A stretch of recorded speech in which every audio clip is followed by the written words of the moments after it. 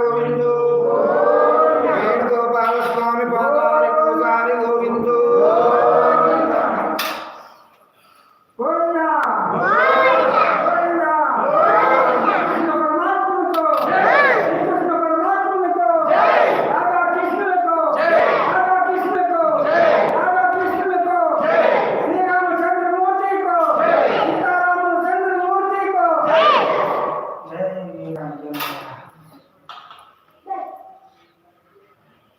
Jai Ram Shri Ram Jai Jai